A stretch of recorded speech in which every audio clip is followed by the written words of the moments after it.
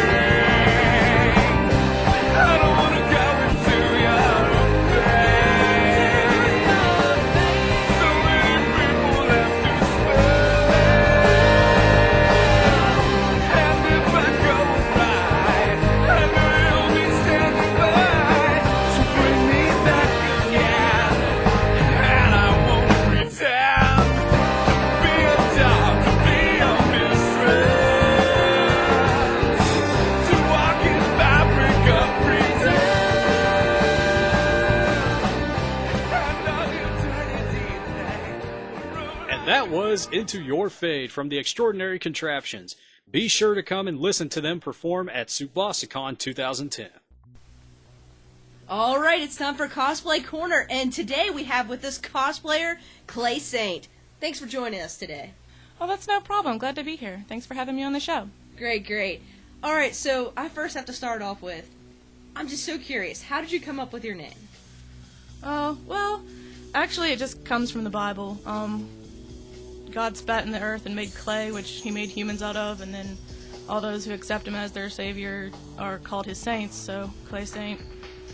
Yep, that's about it. Alright, so why don't you tell us, what got you interested in cosplaying?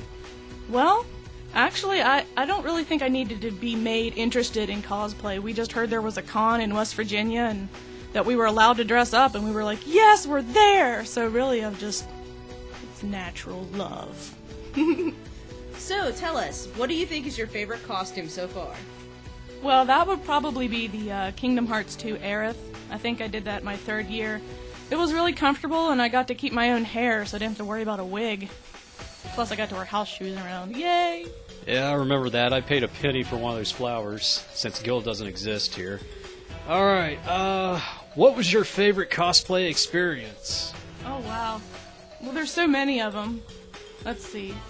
Well, I'd have to think that my best one would be our very first year. We were all walking into the cosplay, or into the con area, and this little kid, holding his mom's hand, looks up and says, "Mommy, are those strange people?" Yeah, I will never forget. Alright, so do you have any plans for some future cosplays? Well, I have dreams. I don't know if I'll ever reach them. One of them being Euphemia from Code Geass. I'd like to do Shiva, but I'll have to get in shape for that. And maybe Genova sometime soon. Oh, we're definitely looking forward to all of those, and let me go ahead and ask, are there any cosplays of guys or girls that make you squee like a fangirl? Vash the Stampede. Any others? Well, no, just Vash. I can agree with you on that one. Alright. Well, so we will be seeing you at Tsubasacon 2010 then? Oh, definitely. Wouldn't miss it for the world. And one last thing before you go. Could you do like a small blip for us? Sure, I'd be glad to. Hey everyone, this is Cosplayer Clay Saint, and you're listening to Takatobi Radio. Alright, great. Thanks for coming in. That's all for this episode of Takatobi Radio. We hope you enjoyed it, and the next show will be on April 29th, so be sure to tune in. That's right, April 29th. Don't forget to send any feedback you might have to takatobiradio@tsubasacon.org. Only 174 days until Tsubasacon 2010. We shall see you there. Takatobi Radio has been a production of Tsubasacon Incorporated. Show content is property of Tsubasacon Incorporated and may not be used in part or whole without consent. Music provided by Overclocked Remix, ocremix.org. Show notes and accreditations are available at tsubasacon.org.